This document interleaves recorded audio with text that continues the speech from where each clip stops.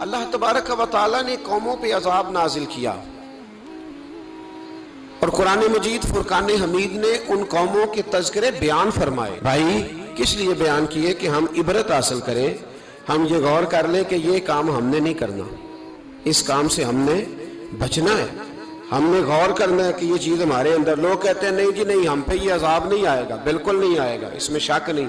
پر اللہ نے بیان کس لیے کیا تھا؟ بیان کیا قرآن مجید معاذ اللہ کسی ایسی چیز کا بیان کرتا ہے جس کی ضرورت نہ ہو؟ قرآن پاک نے ایک ایک حرف ایسا بیان کیا جس کی مسلمان کو ضرورت تھی. قوم نوح کا ذکر فرمایا قرآن پاک نے. حضرت نوح علیہ السلام کی قوم کو حضرت نوح علیہ السلام نے 1500 سال سمجھایا. 15، کچھ لوگوں نے 950 سال لکھا ہے نا، اعلیٰ حضرت نے لکھا 1500 سال عمر ہوئی حضرت نوح علیہ السلام کی. اللہ تعالیٰ بندے کو جلدی سزا نہیں دیتا، بلکہ قرآن مجید میں ایک جگہ رب کریم اس طرح بھی فرماتا ہے کہ جب بندے مجھے بھول جاتے ہیں تو میں ان کے لیے نعمتوں کے دروازے کھول دیتا ہوں. بندہ سمجھتا ہے کہ میں کچھ تو ہے نا کہ میرے اندر کہ میں جدھر جاتا ہوں خیر ہی خیر ہو جاتی ہے. وہ سمجھتا ہے کہ میری عقل ہے، حالانکہ اللہ اسے ڈھیل دیتا ہے. اللہ اسے ڈھیل دیتا ہے. گناہوں کی سزا کے 3 طریقے ہیں. ایک ہے متنبع کرنا، تنبیہ کرتا ہے اللہ، بندہ متنبع ہو جاتا ہے، یہ اللہ کا بہت بڑا احسان ہوتا ہے. ایک ہوتا ہے مہلت دینا، اور ایک تیسرا ہوتا ہے اللہ خفیہ تدبیر کرتا ہے. تھوڑا سا سمجھیے گا، تھوڑا سا سمجھا کریں چیزوں کو. ہمارے رنگ نہیں زیادہ گورے کہ ہم پر عذاب نہیں آتا. کوئی بہت زیادہ اللہ تعالیٰ معاف فرمائے دولت نہیں جمع کرا بیٹھے شاہی خزانے میں کہ ہم سے پوچھا نہیں جائے گا. یہ مہلت ہے، مہلت کو مہلت سمجھو.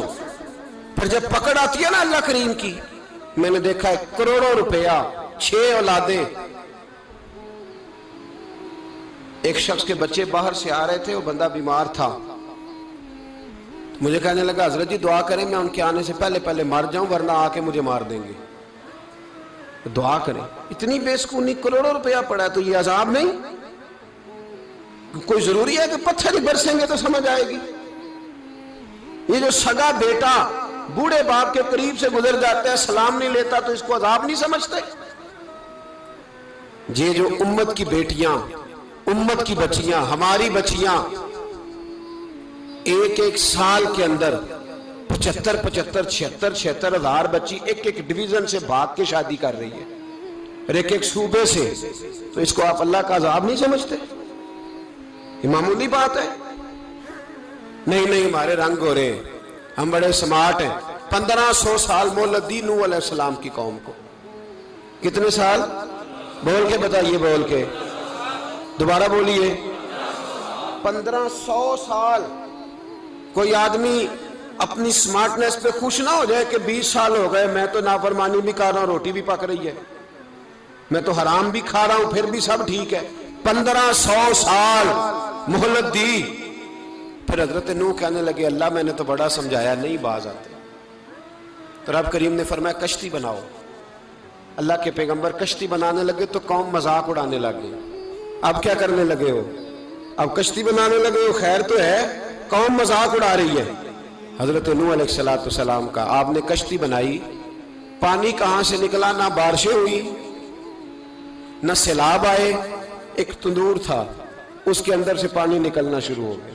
کبھی تندور سے بھی پانی نکلا ہے، پر جب نکالنے والا چاہتا ہے تو وہاں سے بھی ایک تندور سے پانی نکلا. اتنا نکلا، اتنا نکلا، اتنا نکلا کہ قوم ساری ڈوب گئی. قرآن مجید کے صفحات شہادت دیں گے کہ حضرت نوح کی قوم کا بچہ بہ گیا. بچے صرف وہ تھے جو حضرت نوح کے ساتھ ہو گئے، تباہ ہو گئی. اللہ بے نیاز ہے، بے نیاز. 1500 سال مہلت ملے اور تو پھر بھی کہے رب بڑا کریم ہے معاف کر دے گا. 1500 سال تجھے گنجائش دے اور تو کہے کوئی نہیں، بات معافی ملنی چاہیے ابھی بھی. جناب شعیب علیہ السلام کی قوم ناپ تول میں کمی کرتی تھی تو اللہ تبارک و تعالیٰ نے ان پر بتا عذاب کس طرح کا بھیجا. شدید گرمی ہوئی. اللہ ہمیں محفوظ فرمائے. سارے آمین کہہ دیا. دیکھیں کتنا اچھا موسم کر دیا رب کریم. اللہ ہمیں محفوظ فرمائے، اللہ رحمت فرمائے. شدید گرمی کی لہر آئی. باہر اتنی گرمی ہوئی کہ لوگ اپنے گھروں میں گھس گئے. جس طرح سورج کی شعاعیں گھروں کے اندر داخل ہو جاتی ہے، اس طرح گرمی کی لہر اندر داخل ہوئی. اور جس طرح کسی کو آگ لگ جائے تو وہ آدمی اچھلتا کودتا ہے نا، اس طرح یہ لوگ اچھلنے لگے اور اچھل کود کے مر گئے. جرم کیا تھا؟ ناپ تول میں کمی کرتے. حضرت داؤد کی قوم بھی تباہ ہوئی. جرم کیا تھا؟ ہفتے والے دن مچھلیاں نہیں پکڑنی تو یہ پکڑتے تھے. حکم ہے نا مسلمان کو نماز کے ٹائم کوئی اور کام نہیں کرنا، نماز پڑھنی ہے. تو میرا خیال ہے مسلمان تو فٹافٹ آ جاتے ہیں، سارے ہی پہنچ جاتے ہیں نا مسجدوں میں. ہلکا ہلکا بول رہے ہیں آپ، کیوں نہیں پہنچتے؟ اگر حضرت سیدنا، اور پتہ انہیں سزا کیا ملی؟ اللہ نے فرمایا اس ٹائم عبادت کرنی ہے، کام نہیں کرنا، وقت نہیں ہے کام کا. انہوں نے مچھلیاں پکڑی، 12,000 لوگ تھے. پتہ مالک نے سزا کیا دی؟ بندر بنا دیا. اللہ کریم قرآن مجید کا پہلا سپارہ پڑھے، فَجَعَلْنَاهَا نَكَالًا لِمَا بَيْنَ يَدَيْهَا وَمَا خَلْفَهَا. اللہ فرماتے ہیں پچھلوں کے لیے بھی عبرت بنا دیا، بعد والوں کے لیے بھی عبرت، نشان عبرت بنا دیا. بندر بن گئے. اور جو ان کے دوست جو بچ گئے تھے ان کے پیر چومتے تھے، روتے تھے. 3 دن بندر بن کے زندہ رہے. پھر اللہ نے سب کو اجتماعی موت دے دی. اگر مسلمان سے اللہ کہے کہ نماز کے ٹائم کاروبار نہیں، جمعے کے ٹائم کاروبار، تو مسلمان کہتا ہے نہیں مجھے مہلت ملی ہوئی ہے. یہ تو اس وقت پتہ چلتا ہے نا جب بچے ڈیوٹی لگاتے، ہاں ہاں ہاں عذاب آتا ہے، اس وقت پتہ چلتا ہے. میں نے دیکھا یہ منظر، اس وقت پتہ چلتا ہے جب بچے کسی ملازم 6,000 کی ڈیوٹی لگاتے، کہتے ہیں ابے کا دھیان رکھنا، ہم دکان پہ بیٹھنے لگے. پھر اسے سمجھ آتی ہے اگر میں نماز کے ٹائم مسجد میں ہوتا تو آج میری اولاد میری خدمت پہ ہوتی. میں نماز کے ٹائم مسجد نہیں گیا تو بچوں نے 6,000 کا ملازم بٹھایا ہے، ابا جی کا خیال رکھ، ایک نرس بلائی ہے تو خیال رکھ. کدھر ہوتے ہیں مسلمان نماز کے ٹائم؟ ایک عیسائی نے اعتراض کیا ہے، سنیں، وہ کہتا ہے مجھے لگتا ہے مسلمانوں کے 3 خدا ہیں. مسلمان اڑ گیا، کہنے لگا نہیں ہمارا تو ایک ہے. کہا نہیں 3 ہے. معاذ اللہ استغفر اللہ، ہمارا ایک ہے. کہنے لگا نہیں میں ثابت کرتا ہوں، ایک تمہارا خدا 5 نمازوں کا ہے، ایک رمضان کا ہے، ایک عید کا ہے. لگتا ہے معاذ اللہ عید والا زیادہ تگڑا ہے، تم زیادہ آتے ہو. رمضان والا لگتا ہے اس سے کچھ کمزور ہے، تم تھوڑے آتے ہو. اور 5 نمازوں والا شاید سب سے کمزور ہے. بات عقل کی ہے کہ نہیں؟ اس نے اعتراض ٹھیک کیا. تو مسلمان کو چاہیے نا خیال کرے. ایک یہودی نے لکھا تھا، اس نے کہا تھا جس دن مسلمانوں کی تعداد فجر کی نماز میں اتنی ہو گئی جس دن جتنی جمعے میں ہوتی ہے، اس دن نہ کوئی یہودی سازش کرے گا نہ کوئی عیسائی تلوار نکالے گا. شرط یہ ہے کہ یہ اسی طرح فجر پڑھنے آئیں جس طرح جمعہ پڑھنے آتے ہیں. تو پھر کوئی شخص بھی ان کو کسی جگہ شکست دے سکتا تو ہمارے گناہ ہمیں پریشان کرتے ہیں. یہ جتنی آزمائشیں ہیں ان کے پس منظر میں گناہ ہیں. ہماری زندگی کے اندر جتنی تکلیفیں، ہماری پریشانیوں کا سبب ہم خود ہیں. حضرت ابراہیم بن ادم کے پاس ایک نوجوان آیا، کہنے لگا میں گناہ کرنا چاہتا ہوں. فرمانے لگا بالکل کر، اللہ کا دیا ہوا رزق کھانا چھوڑ دے اور گناہ کر. کہنے لگا یہ نہیں ہو سکتا. فرمانے لگے چل پھر اس طرح کر، رب کی زمین پہ نہ رہ، کسی اور کی زمین پہ چلا جا. کہنے لگا یہ بھی نہیں ہو سکتا. فرمانے لگے چل اللہ کی چھت سے نکل جا.